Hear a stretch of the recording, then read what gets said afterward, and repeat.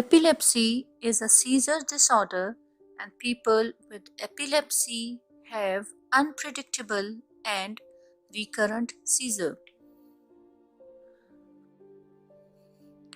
Seizures appear when the neurons are active at a same time which they are not supposed to be.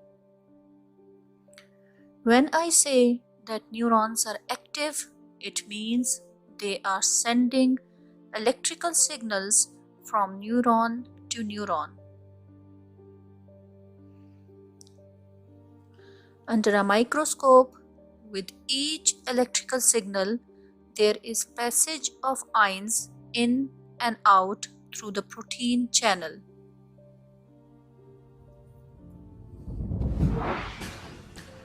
This controls the flow of neurotransmitters. These neurotransmitters bind with receptors to say either open up and relay the electrical message. This is excitatory signal.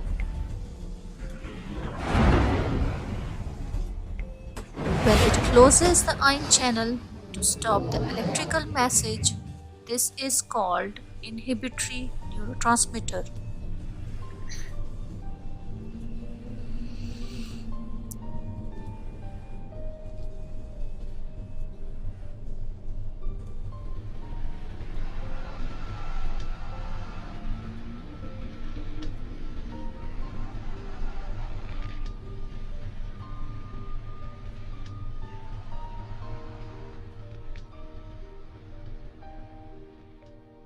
During a seizure, the cluster of neurons in the brain become impaired temporarily and starts sending out certain excitatory signals over and over again. These are sometimes called paroxysmal, when either there is too much excitation or too little inhibition. The main excitatory neurotransmitters in the brain is glutamate and NMDA that responds to glutamate by opening ion channels.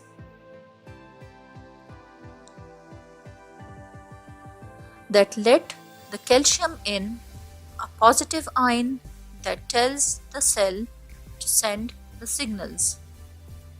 The main inhibitory neurotransmitter in the brain is GABA, which binds to GABA receptors, and the cell to inhibit the signal by opening channels that let the chloride ions in, which are negative ions that tell the cell to inhibit the signals.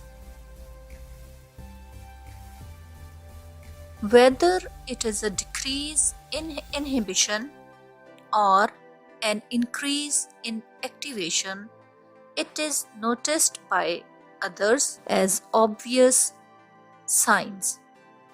For example, jerking, moving and losing consciousness, strange smells.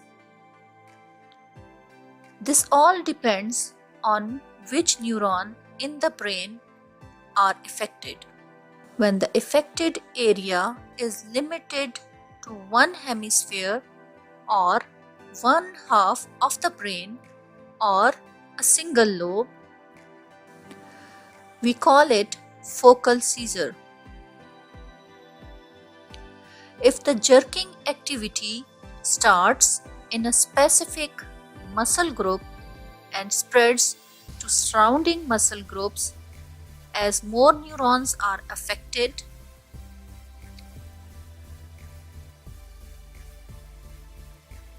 this is called Jacksonian march. In contrast to focal seizure, a generalized seizure is when both the hemispheres of the brain are affected. The seizure will start as a focal seizure and the spread is to other areas. This is called the secondary generalized seizure. If the seizure lasts more than 5 minutes, it is called status epilepticus.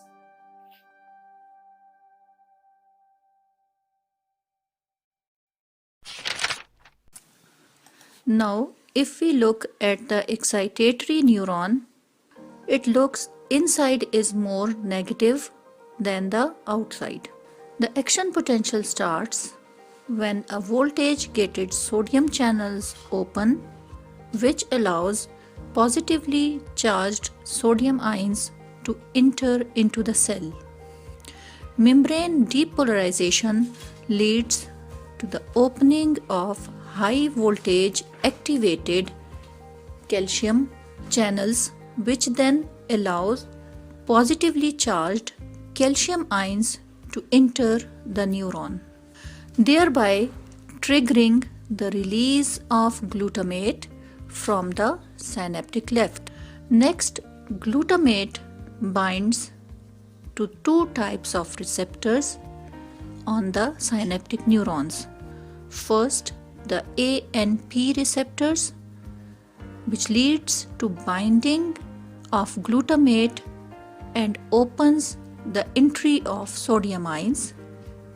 And second, NMDA receptors to open the entry of calcium ions.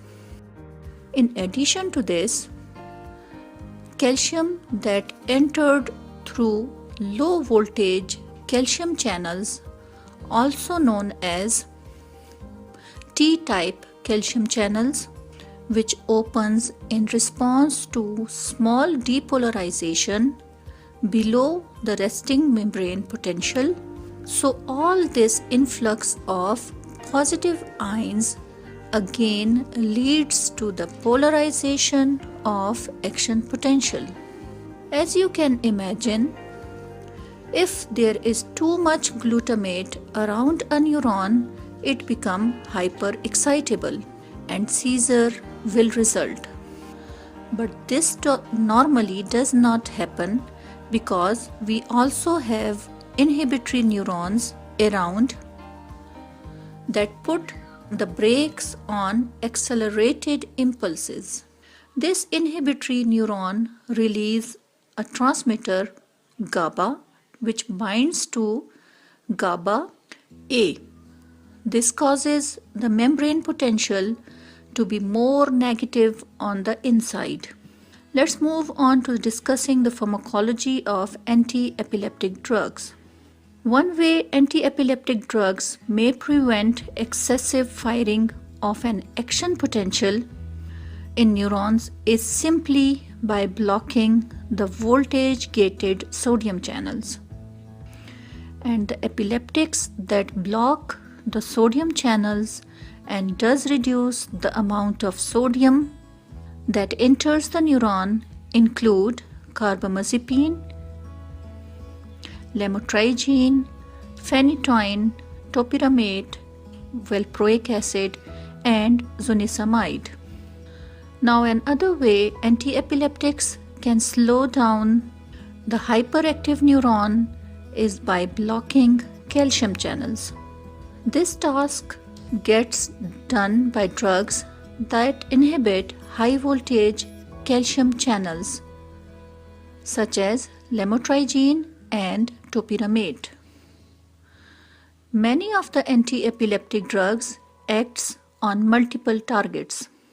So as you can see, the lamotrigine, topiramate, while valproic acid can inhibit both calcium and sodium channels. Topiramate has been shown to also inhibit the transmission by blocking AMP receptors.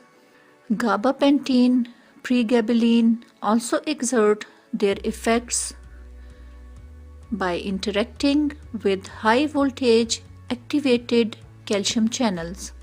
Levetiracetam, responsible for anti-seizure activity, by its ability to bind to a protein called SV2 found in the walls of vesicles that contain glutamate. This binding appears to impair the synaptic release of glutamate. This reduces neuronal excitability. Next, we have anti-epileptic drugs called felbamate. This inhibits excitatory neurotransmission by blocking NMDA receptors. The two major classes of drugs that target the system are benzodiazepines and barbiturates, which works by binding together to receptors, thus prolonging the opening of channels, permitting the influx of chloride. Next, we have tigabine, which is a selective inhibitor of GABA, vigabatrin, which irreversibly inhibits GABA. The side effects of anti-epileptics include sedation and dizziness, hyponatremia, which specifically occurs with carbamazepine, visual field defects with oxcarbazepine, and also with vigabatrin. Double vision can occur with phenytoin and lamotrigine. Phenytoin also causes gingival hyperplasia and hirsutism. Cognitive problems can occur with topiramate and zonisamide. Topiramate also causes weight loss, but on the other hand, weight gain can occur most frequently with valproic acid, gabapentin, and pregabalin. Valproic acid and felbamate can cause liver toxicity.